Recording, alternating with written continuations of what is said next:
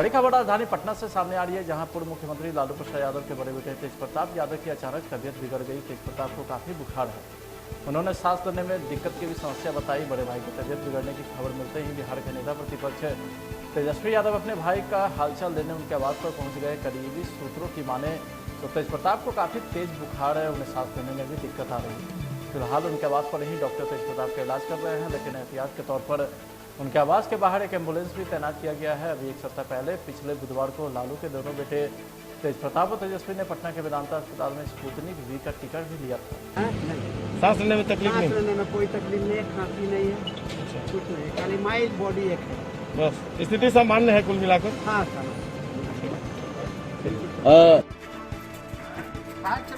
ठीक।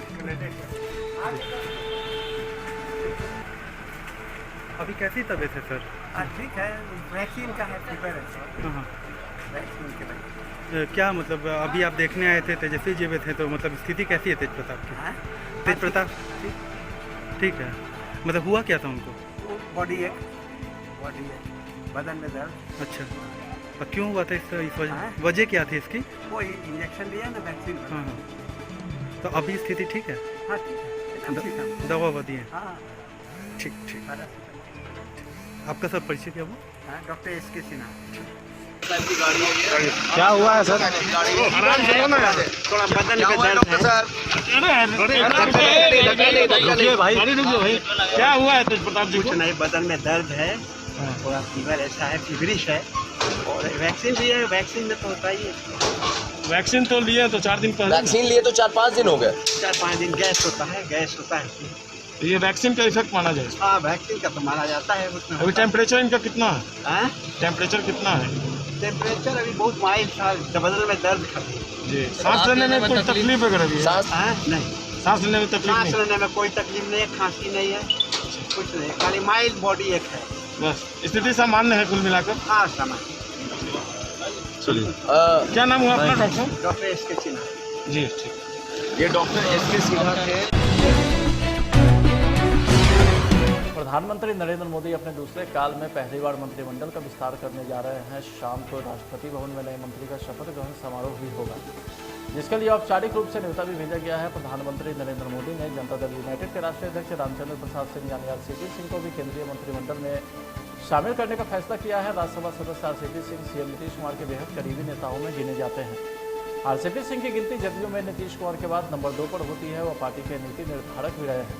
नीतीश कुमार के कई अहम फैसलों में RCP सिंह की महत्वपूर्ण भूमिका रही है। सबसे खास बात यह है कि नीतीश कुमार के गृह जिले नालंदा के निवासी है। RCP सिंह वर्ष 1998 से नीतीश कुमार के साथ है। लंबे समय तक वह मुख्यमंत्री नीतीश कुमार के प्रधान सचिव के रूप में भी काम करते रहे हैं। भारतीय प्रशासनिक सेवा के यूपी कैडर के अधिकारी रहे। RCP सिंह वर्ष 1996 में केंद्रीय मंत्री बने। बेनी प्रसाद वर्मा के निजी सचिव भी रह चुके हैं। उसी वक्त नीतीश कुमार अटल बिहारी वाजपेयी की सरकार में मंत्री भी बने। वर्ष 1998 में जब नीतीश कुमार केंद्र में रेल मंत्री बने, तब उन्होंने RCP सिंह को अपना विशेष सचिव बनाया, जिसके बाद लगातार वो नीतीश कुमार के साथ रहे। RCP सिंह का जन्म बिहार के नालंदा जिले के मुस्तफापुर में 6 जुलाई 1958 को हुआ था। उन्होंने पटना साइंस कॉलेज से BA इतिहास में ऑनर्स की डिग्री प्राप्त की। 1984 में उन्होंने UPSC की प्रतियोगिता परीक्षा में सफलता हासिल की। उनकी 2 बेटियां हैं। बड़ी बेटी लिपि सिंह 2016 बैच के IPS अधिकारी भी हैं। भारतीय सिनेमा जगत के सर्वश्रेष्ठ अभिनेताओं में से एक दिलीप कुमार का निधन हो गया है। वो पिछले कुछ दिनों से स्वास्थ्य समस्या का सामना भी कर रहे थे। 98 साल की उम्र में उन्होंने सुबह 7:30 बजे आखिरी सांस ली। दिग्गज एक्टर के निधन पर बिहार के मुख्यमंत्री नीतीश कुमार ने शोक संवेदना व्यक्त किया। नीतीश कुमार ने अपने शोक संवेदना में दिखाया कि हिंदी फिल्मों के प्रसिद्ध और लोकप्रिय अभिनेता एवं दादा साहेब फाल्के पुरस्कार से सम्मानित दिलीप कुमार जी का निधन का समाचार मिला है, जो अत्यंत दुखद है। वे राज्यसभा के सदस्य भी रह चुके हैं। उनके निधन से सिनेमा जगत को अपूरणीय क्षति हुई है, इसलिए उनकी आत्मा को शांति दे।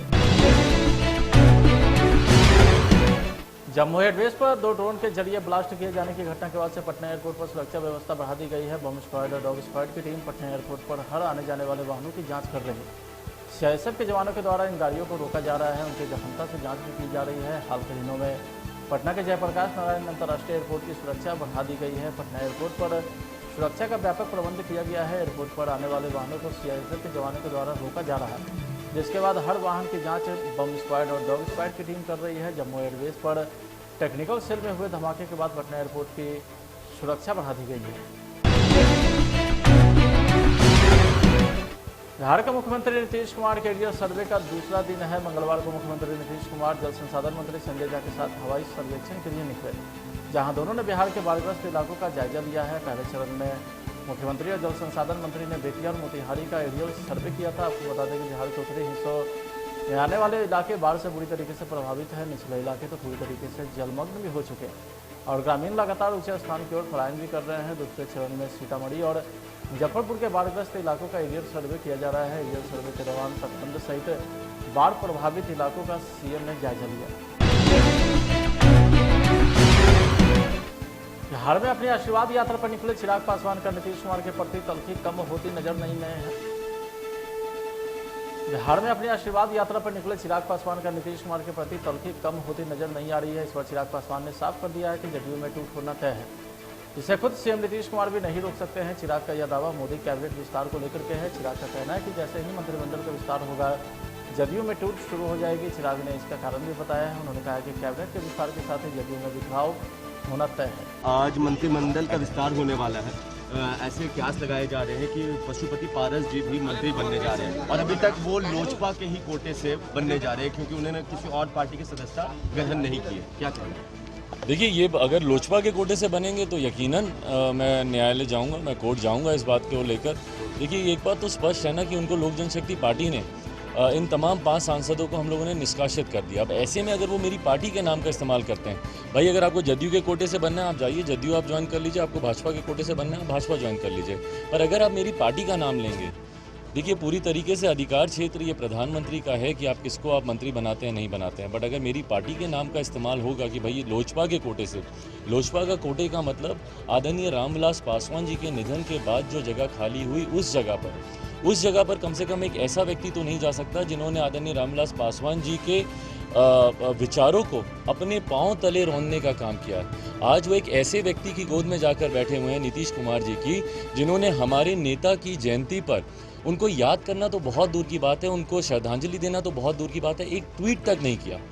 पारस चाचा को ये बात सोचनी चाहिए और उनको कहीं ना कहीं इस बात को लेकर चिंतित होना चाहिए कि भैया आप नीतीश कुमार जी के साथ आप जा रहे हैं, जिन्होंने हमारे नेता को उनके मरने के बाद तक उनको उचित सम्मान देना ज़रूरी नहीं समझा, उनकी श्रद्धांजलि, उनकी जयंती के दिन उनको श्रद्धांजलि तक देना ज़रूरी नहीं समझा, और ये रामविलास पासवान जी के बातों की बात करते हुए जा रहे हैं नीतीश कुमार जी के पास, और ये उनके साथ मिलकर मंत्री बनने का। तो भाई स्पष्ट हो गया ना कि आपने परिवार को क्यों तोड़ा, आपने पार्टी को क्यों तोड़ा, मंत्री बनने के लिए आपने तोड़ा ना। और आज जो भी व्यक्ति इनको मंत्री बनाएंगे, जो भी लोग इनको मंत्री बनाने में अपनी भूमिका निभाएंगे, स्पष्ट हो जाएगा कि यही लोग जिम्मेदार हैं जिनकी वजह से मेरा परिवार और पार्टी टूटी। क्या अपने टीआरपी हाई कर रहे हैं? ये सवाल नीतीश जी को बोलिए कि अपने उन पूर्व विधायकों से और पूर्व मंत्रियों से जाकर पूछें कि भैया चिराग पासवान की लोकप्रियता की वजह से जिन लोगों की हार हुई है, उनसे जाके पूछे ना कि चिराग पासवान कितने लोकप्रिय हैं, कि या लोकप्रिय हैं कि भी नहीं है। मुझे किसी का नाम इस्तेमाल करने की ज़रूरत नहीं है। आप क्यों परेशान हो रहे हैं भैया पारस चाचा को मंत्री बनाने के लिए? क्यों नीतीश कुमार जी लगे हुए हैं, क्यों उनकी पैरवी कर रहे हैं? मैं तो बोल रहा हूँ कि शुक्र मनाएं कि भाई जदयू का कि ये अभी मंत्रिमंडल का विस्तार नहीं हो। मंत्रिमंडल का विस्तार होते ही सबसे पहले देखिएगा जनता दल यूनाइटेड ही टूटेगी। जनता दल यूनाइटेड के नेताओं को सोचना चाहिए कि भैया उनके नेता नीतीश कुमार जी पारस जी को मंत्री बनाने में ज़्यादा दिलचस्पी क्यों दिखा रहे हैं बनस्पत अपने नेताओं को बनाने में। मैं बिल्कुल जाऊंगा, बिल्कुल जाकर आशीर्वाद दूंगा, बिल्कुल आशीर्वाद। भैया एक सवाल चिराग पासवान जिंदाबाद। चिराग भैया एक सवाल ये भी उठता है कि आप हमेशा कहते आए हैं, एक सेकंड, आप हमेशा कहते कहाँ से दौरा है? आज समस्तीपुर का है, वहीं पे रात में भी वहीं पे रुकूंगा और कल फिर बेगूसराय है। एक सवाल उठता है, जब आप कह रहे हैं जो अगर पशुपति पारस को जो मंत्री बनाते हैं वो लोग स्पष्ट कर रहे हैं जो उनको किस पार्टी से बना रहे हैं, तो ऐसे में नहीं लगता है आपको जो बीजेपी में सब कुछ मौन होकर के देख रही है तमाम चीजें? आप कहते हैं जो ओरिजिनल वारिस लोजपा के आप हैं, आपकी पार्टी है, लेकिन भाई बीजेपी जो भी उनको मंत्री बनाएगा, मंत्री बनाने में भूमिका निभाएगा, स्पष्ट हो जाएगा कि मेरी पार्टी और परिवार को और रामविलास पासवान जी के विचारों को तोड़ने का काम। एक यहीं से सवाल उठता है कि आप बार बार कहते हैं कि हम हनुमान हैं, राम जी के हनुमान हैं, बट राम खुद अभी मौन है, और अगर यहाँ पर पशुपति पारस मंत्री बन जाते हैं तो इसका मतलब ये कि राम भी चाहते हैं कि हनुमान। देखिए जब ये होगा उस वक्त इस पर टिप्पणी की जाएगी। अभी तो मुझे विश्वास है कि ऐसा नहीं कुछ तो अभी भी आप हनुमान हैं? हनुमान है, अभी भी हनुमान हैं आप? 6 बजे तक इंतजार है। चिराग भैया, क्या अभी भी आप हनुमान हैं? कैसे देश के कई राज्यों में कांग्रेस में मची उठापटक से बिहार भी छूता नहीं है। पिछले कई दिनों से बिहार कांग्रेस में दूर की खबरें सामने आ रही हैं। इन सबके बीच कांग्रेस के पूर्व अध्यक्ष राहुल गांधी ने बिहार के तमाम सांसद, विधायक और पार्टी के दिग्गज नेताओं को दिल्ली तलब किया है। बताया गया है कि उन्होंने लगभग 1 घंटे से भी ज़्यादा समय तक बिहार में कांग्रेस के मौजूदा स्थिति को लेकर चर्चा की। इस दौरान बैठक में शामिल रहे पूर्व सांसद कीर्ति आजाद, पूर्व लोकसभा अध्यक्ष मीरा कुमार बताया कि बैठक का उद्देश्य कांग्रेस को किस प्रकार बेहतर किया जाए, इस पर चर्चा होनी थी। बिहार की राजधानी पटना के एक बड़े व्यवसायी परिवार का शादी समारोह अचानक हंगामे में बदल गया है। आरोप लग रहा है कि पति ने अपनी पहली पत्नी को धोखे से तलाक दे दिया और 8 साल की बेटी को भी छोड़ पढ़ाई औरत से शादी रचाने लगा। दूसरी शादी के लिए सजे मंडप में पहली पत्नी नम्रता सिंह पहुंच गई और अपने पति को रंगे हाथ पकड़ लिया। मौके पर ही पत्नी नम्रता ने सरेआम जब पति को लताड़ा तो शख्स मंडप में दुबक गया और पत्नी सारे अतिथि के सामने पति और उसके परिवार को खड़ी खोटी सुनाई। यह कहानी पटना के एक रसूखदार परिवार की है। पटना के ज्ञान गंगा पब्लिकेशन के मालिक सिद्धार्थ पर आरोप लगा है कि उसने धोखे से पत्नी को एक्सपर्ट जजमेंट कराकर तलाक दिया और दूसरी शादी रचा रहा था। क्या समस्या हो गई है? ये लड़का मुझे फ्रॉड से शादी कर रहा है, मुझे तलाक नहीं दिया है इसने और बिना तलाक के दूसरी लड़की से शादी करने जा रहा है। ये क्या नाम है? इस लड़के का नाम सिद्धार्थ सिंह है, मेरा नाम नम्रता सिंह है। तो इससे पहले आपको कोई बात हुई इनसे, सिद्धार्थ जी से? पिछले इसने मुझे धोखे से 2018 में ही डिवोर्स ले लिया था और मुझे कोई खबर नहीं, कोई नोटिस नहीं, कुछ भी नहीं बताया। और पिछले साल तक ये लोग धोखा फ्रॉड करके मुझे अपने घर पे बुला रहे थे रखने के लिए कि आप आ जाओ। ये भी एक फ्रॉड था। और मुझे मेरी एक बेटी भी 8 साल की इन्होंने अपने पैसे और पावर के दम पे छोड़ दिया है और अपने पैसे और पावर का दम ये लोग दिखाए जा रहे हैं। और इस तरह से तो फिर हर लोग अन्याय करेगा ना, कोई भी शादी करके और ऐसे छोड़ता जाएगा बेटी को, कोई मतलब नहीं है। बीवी को 10 साल 12 साल के बाद और अभी ये सलूक कर रहे हैं ये लोग ऐसा। आपका नाम? मेरा नाम नम्रता सिंह है।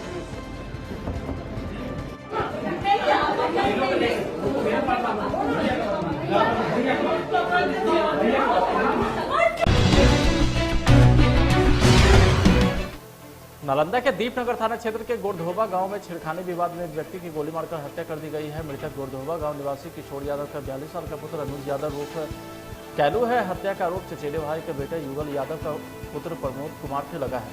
मृतक की पत्नी ने बताया कि सुबह जब वह घर में अकेली थी तो घर में घुसकर प्रमोद यादव ने उसके साथ छेड़खानी की घटना को अंजाम दिया था। पति जब घर पर लौट कर आया तो बबीता देवी ने अपनी आप बीती सुनाई, जिसके बाद माहौल तनाव में बदल गया। हाँ बताओ बेटा, क्या हुआ था? बताओ क्या हुआ था? सब काम किया सर। आया मेरा मर्दाना तो बोले ये जैसे ऐसे हमारा साथ की से आज छड़वाली अति से कोठा पर से तो पी के आया तो मेरा जवान बेटी पे ने तो उसको कोई बिहान करेगा बोले गया रोड पर ऐसे से कहा हमारे घर में जाके तो सब तो बातें से बोल रहा था सर। बातें से हमारे के इससे इस्तेमाल करे के मान नहीं था। और वो है जो तुरंत जब तक गुहार नहीं बोलाया, जब तक घर में घुसा था ऐसे बोलते रहा था। जब गुहार आ गया तो बाहर निकाल के तड़तड़ा दम छोड़े लगा गोली। क्या नाम है आपका? बबीता देवी। रोहतास जिला में इस बार समय पर मानसून आ जाने के कारण किसानों ने धान की रोपनी जबरदस्त तरीके से शुरू कर दी है। रोहतास जिला के 1,94,000 हेक्टेयर भूमि में धान की खेती का लक्ष्य है। इसके लिए किसानों ने लगभग 19,000 हेक्टेयर भूमि में धान का बिचड़ा तैयार किया है। खासकर जिले के करगहर, शिवसागर, कोचस, चेनारी इलाके में किसान धान की रोपनी में लग गए हैं।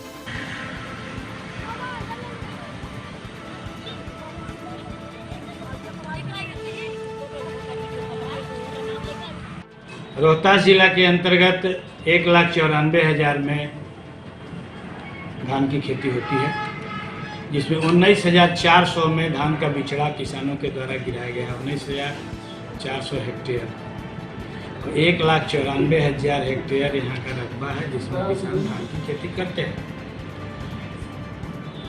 बिचड़ा उन्हीं स्थानों पर गिराया जाता है जहाँ किसानों का एश्योर्ड इरिगेशन है, जहाँ उसके पास सिंचाई का साधन उपलब्ध है और ऊंचे स्थानों पर गिराया जाता है। क्योंकि ऊंचे स्थानों पर गिराने से क्या होता है कि उनका बिचड़ा कभी अगर पानी थोड़ा अधिक गिर गया तो नष्ट नहीं होता है। अभी जून माह में थोड़ी सी बारिश हुई थी तो बहुत सारे किसान कह रहे थे कि हमारा बिचड़ा जो है वो गल गया। हमने उनसे यही पूछा कि आप अपने पूर्वजों से या आप अपने बुजुर्गों से या आप अपने बाप दादाओं से पूछ करके बिचड़ा गिराए थे? तो उसमें से जितने लोगों का बिचड़ा डूबा था उन सभी ने यही कहा कि नहीं, हम उनसे नहीं पूछे थे और बंटवारे में दूसरे जगह गिराए थे। जबकि बिचड़ा गिराने का नियम यही है कि हमारे पूर्वज या हमारे बुजुर्ग या हमारे पिता या हमारे दादा, बिचड़ा एक एश्योर्ड इरिगेशन, जहाँ सिंचाई का साधन उपलब्ध है और ऊंचा स्थान हो वहीं पर गिराया जाता है। क्योंकि बिचड़ा लगातार हम लोग रोपनी करते रहते हैं, उसमें से बिचड़ा निकालते रहते हैं। इस तरीके से जहाँ तक वैरायटी की बात है तो MT 7029 है, सवर्णा सब1 है, राजेंद्र श्वेता है, सबौ श्री है और भी बहुत सारी जो लोकल वैरायटियाँ हैं वो किसान भाइयों के द्वारा लगाया जाता है। हम लोग के यहाँ बीज वितरण में कुल 2000 क्विंटल का बीज आया हुआ था, जबकि किसानों को 1,94,000 में अगर 20 किलोग्राम से हिसाब से देखा जाए तो 38,800 क्विंटल के बीज की आवश्यकता होती है। इसमें से 50% बीज जो है किसान अपना स्थानीय जो पूर्व का उपलब्ध रहता है उसको लगाते हैं और 25 से 30% बीज वो स्थानीय बाज़ार से लेते हैं। शेष जो नई वैरायटियां हैं जो हम लोग अपने स्तर से उपलब्ध कराते हैं 2000 क्विंटल के आसपास, वो बीज जो है किसानों को उपलब्ध कराया जाता है। इस तरीके से हमारे किसान बिचड़ा तो गिरा ही चुके हैं, अभी रोपनी भी प्रारंभ हो चुकी है और हमको लगता है ये पूरे माह जम करके रोपनी होगी और हम ढेर सारी शुभकामनाएं देते हैं अपने किसान भाइयों की, वो अधिक से अधिक अन्न उत्पादन करें। इन्हीं ढेर सारी शुभकामनाओं के साथ बहुत बहुत धन्यवाद। बख्तियारपुर रेल थाने की पुलिस ने मौली रेलवे हॉल्ट के निकट डाउन रेलवे लाइन से एक अज्ञात व्यक्ति का शव बरामद किया है, जिसके बाद शव की निशात में जुटी रेल पुलिस ने शव की पहचान खुसरूपुर थाना क्षेत्र के बैठकपुर गांव निवासी 50 साल के भिखारी राय के रूप में की है।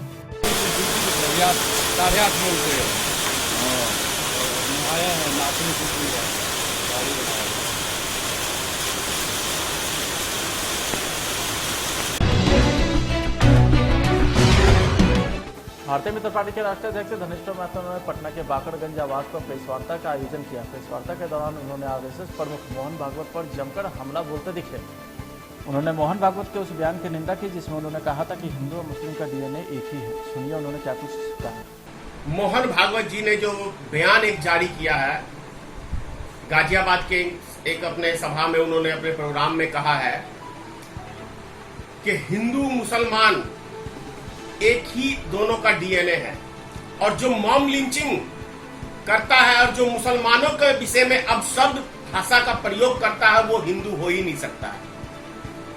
मैं बहुत बहुत धन्यवाद करता हूं इस बयान पे मोहन भागवत जी का, लेकिन यदि ये बयान राजनीतिक से प्रेरित नहीं है तो मैं धन्यवाद करता हूं।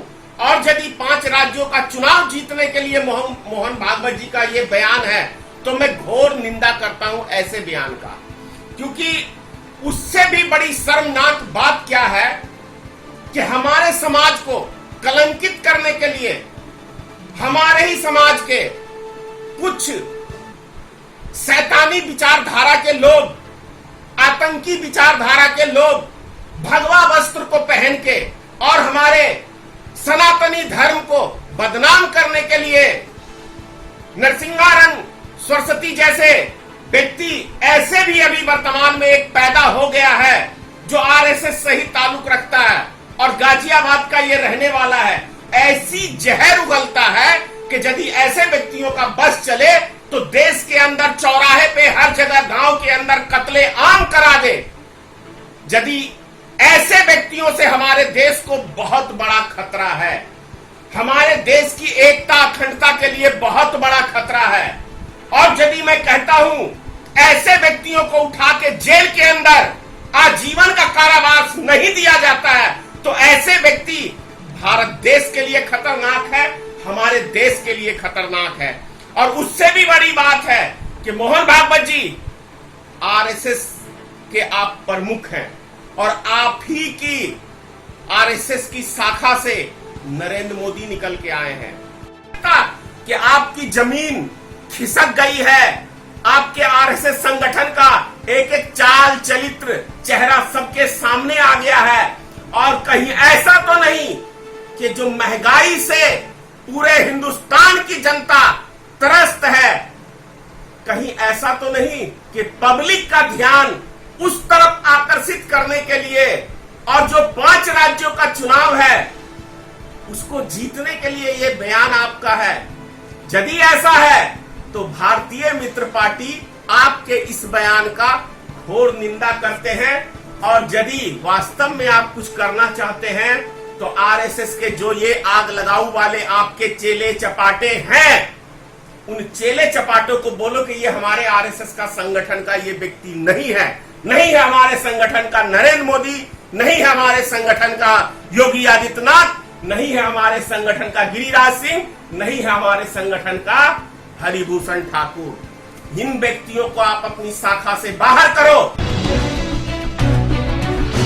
मुजफ्फरपुर संग्रहालय सभा कक्ष में जिलाधिकारी प्रणव कुमार की अध्यक्षता में बाढ़ की तैयारी और कोविड-19 टीकाकरण को लेकर प्रेस वार्ता किया गया है। इस दौरान सिविल सर्जन, डीपीआरओ सहित संबंधित अधिकारी मौजूद रहे हैं। डीएम प्रणव कुमार ने बताया कि जिले के 3 नदियां खतरे के निशान के ऊपर बह रही है, हम लोग नज़र बनाए हुए हैं। साथ ही बताया कि जो बांध और नदी के बीच में गांव है वहां पानी आया है। ऐसे स्थानों को चिन्हित करके 27 नाव उपलब्ध कराई गई है और पीड़ित परिवार के बीच मदद भी उपलब्ध कराए गए हैं। जलस्तर की बात करें तो जो जिले में 3 नदियां हैं, बागमती, बूढ़ी गंडक और गंडक, तो इन नदियों में जलस्तर में निश्चित रूप से वृद्धि दर्ज की गई है और ये लगभग डेंजर लेवल के आसपास बह रही है।